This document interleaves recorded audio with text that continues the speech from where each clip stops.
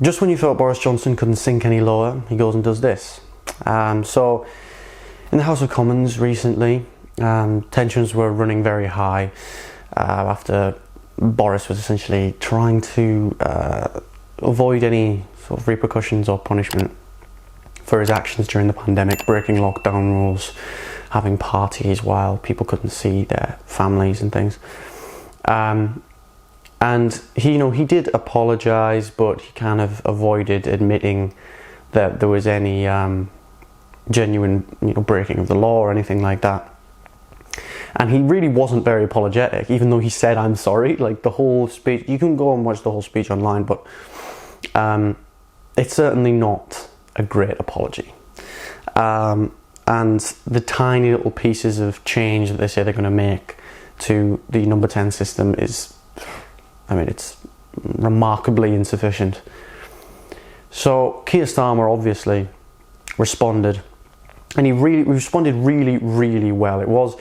It's a terrible term really, but it was prime ministerial. It did feel like he was being a leader about it. He was being sensible, he was being clear, he was being honest, and he was praising as well the sacrifices the British people made. Because, we did make sacrifices, and the government appears to be laughing in our faces the fact that they didn't, But what we're really talking about in this video today is that Boris Johnson not only has stated in the House of Commons that Keir Starmer failed to prosecute Jimmy Savile when Starmer was Director of Public Prosecutions, but he's also refused to retract it, right, when he's been called out on it. So for those of you who don't know, Keir Starmer was Director of Public Prosecutions. I believe it was from 2008 2013. He basically means he was the guy who's in charge of the biggest criminal cases in the country. It's kind of like in America, how they have like a district attorney or an attorney general. I think that's a kind of similar role in America. But anyway, so he was big head lawyer man, basically, and of course decisions were made during his tenure as DPP to not investigate allegations against Jimmy Savile or many horrifying crimes that he committed.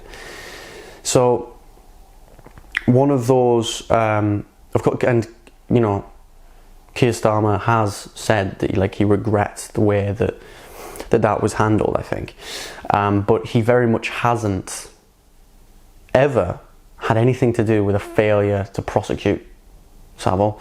And these are far right conspiracy theories and talking points, right? So there are fact check organizations have checked to see, if he deliberately blocked Savile being investigated in 2009.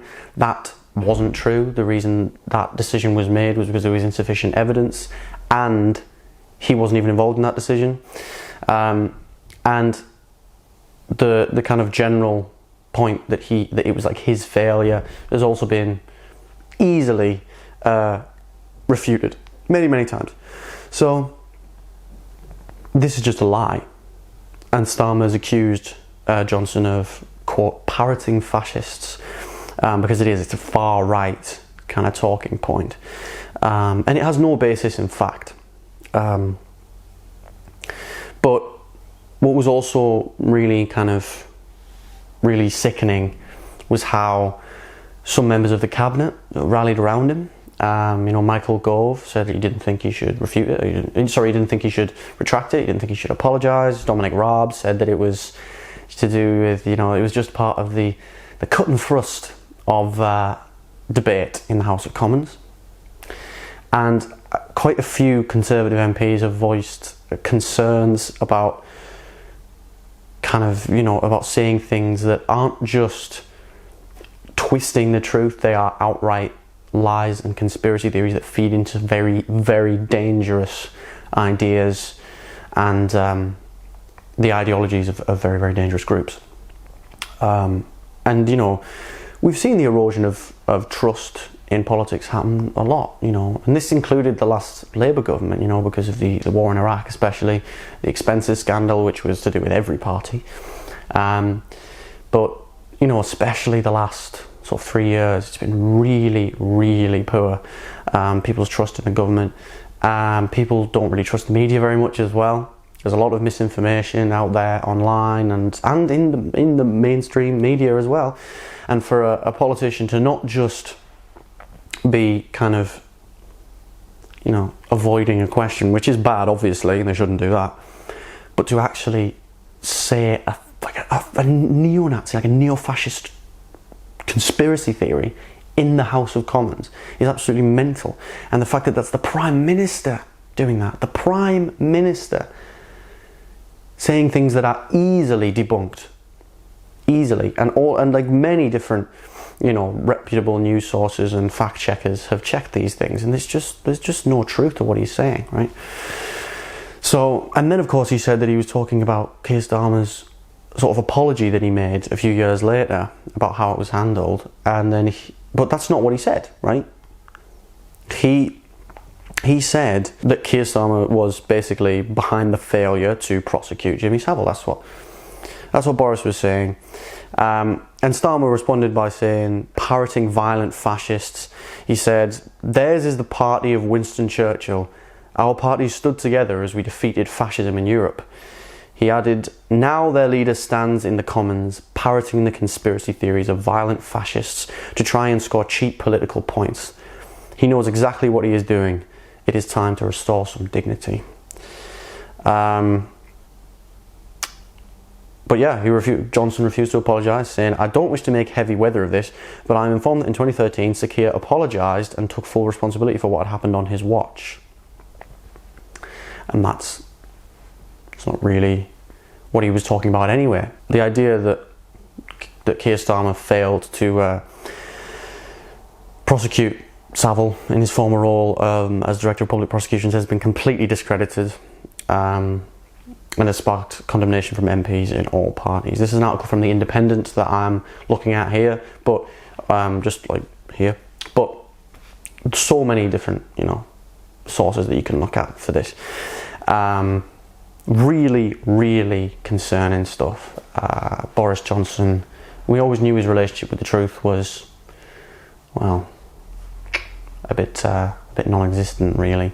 But this is another level, you know. We're getting kind of fascist, extremist conspiracy theories from him now.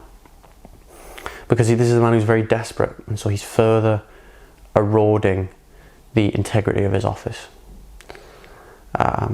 Very, very disappointing. But in Keir Starmer, I think, you know, we have someone who, I disagree with a lot of what the guy stands for, a lot of what he does, but I think if we'd at least have someone who was going to be kind of at least relatively honest, you know, and be sort of, you know, have a bit of integrity about him, you know.